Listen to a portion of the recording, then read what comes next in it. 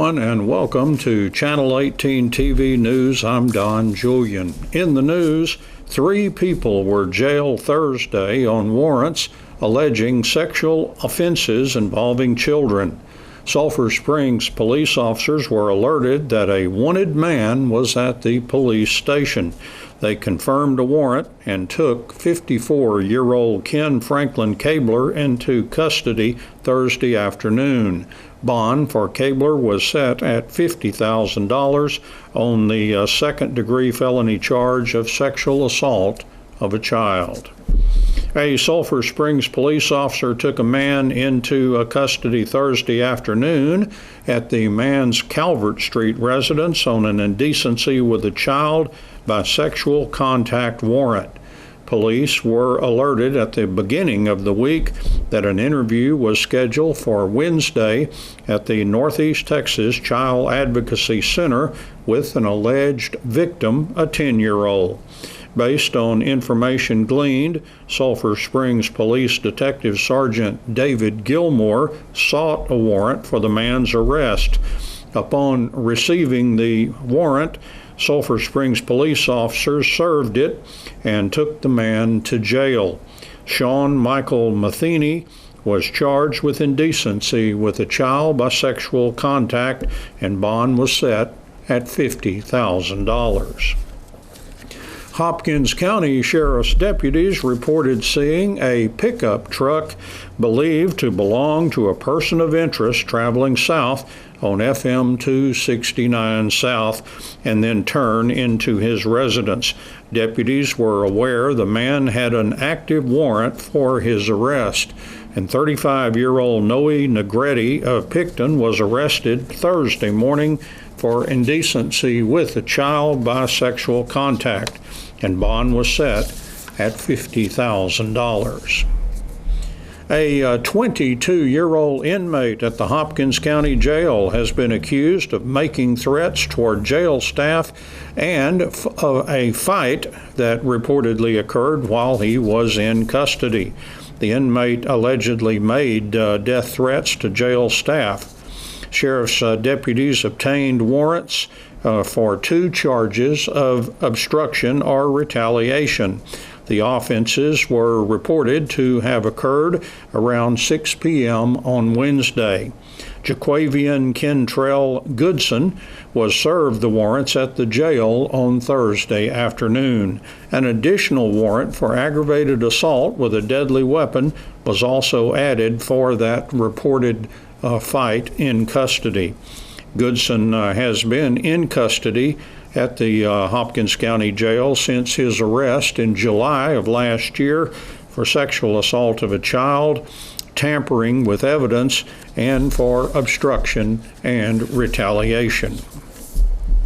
In sports, the Wildcats baseball team opened the regular season Thursday with 2 games in the 29th annual Rose City Classic at Mike Carter Field in Tyler. Wildcats opened with a win over district foe Lindale 10-2 and then lost to the host school Tyler Lee 7-2. The win over the Eagles had to feel good to Wildcats coach Jared Hammock, since the Wildcats really struggled against Lindale last season. The Eagles won all 3 district games against the Wildcats and also defeated the Wildcats in last year's Rose City Classic. In Game 2 in Tyler Thursday, Tyler Lee jumped out to a 5-0 lead. The Red Raiders scored the game's first 2 runs in the bottom of the second inning and then tallied 3 more runs in the bottom of the third. The Wildcats tightened the game with 2 runs in the top of the fifth. And then Tyler Lee scored the game's final 2 runs in the bottom of the fifth. The Red Raiders out-hit the Wildcats 7-3. The Wildcats committed the game's only error. Wildcats pitcher Will Sims took the loss against Tyler Lee, allowing 5 earned runs on 5 hits and 4 innings with 4 strikeouts and no walks. Sims also hit 2 batters. Aiken Owen pitched 1 inning for the Wildcats, allowing 2 earned runs and 2 hits, and he also had a strikeout and a walk. Sims had a good day at the plate, going 2 for 3 and driving in both Wildcats runs. Blake Weiss had the other Wildcats hit. Jake Davis and Colson Hale scored the Wildcats runs. The Wildcats did earn 7 walks. Davis and Hale had a walk. Jackson Chaney and Jaden Janeway had a pair of walks, and Hayden Hurst walked once. The Wildcats, now 1-1 for the season, played Hallsville in the tournament Friday, and then Saturday the Wildcats complete play in that tournament with back-to-back games. They'll face Waxahachie at 10 o'clock and then play Forney at noon. Again, that's at Mike Carter Field in that Rose City Classic.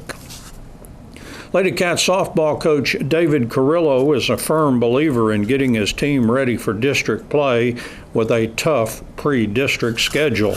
A good example was day 1 of the 3-day 21st annual Allen Varsity Softball Tournament on Thursday.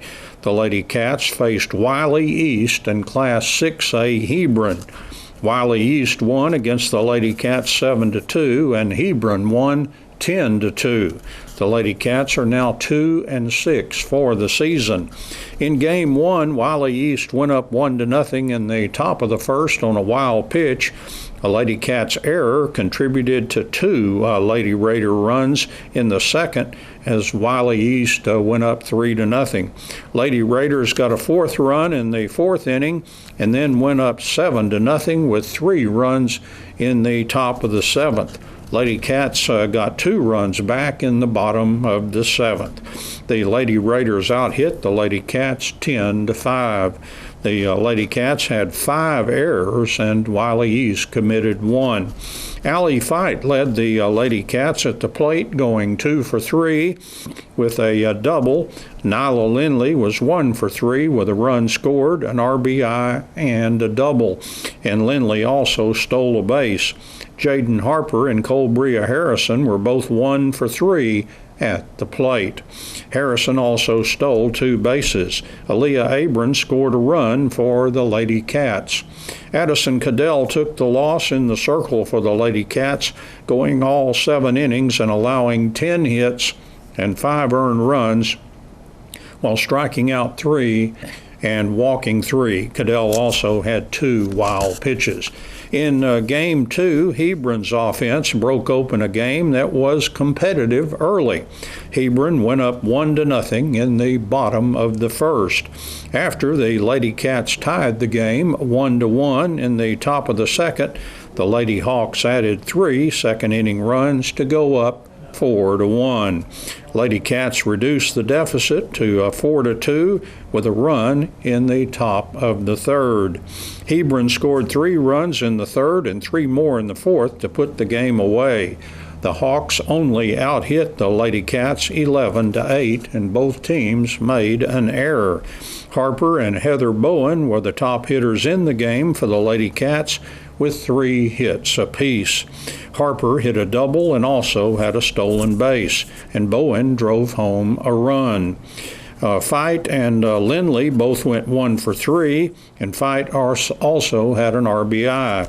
Cadell and Grace Magnuson both scored runs. Magnuson also worked a walk, as did Salen Adair. Freshman Denver Wyatt got the pitching loss for the Lady Cats. Wyatt went 2 2/3 innings, allowing 7 hits and 7 runs with 1 strikeout and 3 walks. Cadell went the final 2 1/3 innings, allowing 4 hits and only 1 earned run with a strikeout and a walk. The Lady Cats played 2 games in the tournament on Friday. They faced Dallas W.T. White and then took on Hearst L.D. Bell. And the Lady Cats will complete play in that Allen tournament Saturday on Allen High School Field 2 against Dallas Bishop Lynch at 5 p.m. And that's Channel 18 News. I'm Don Julian, and thank you for joining me, and so long, everybody.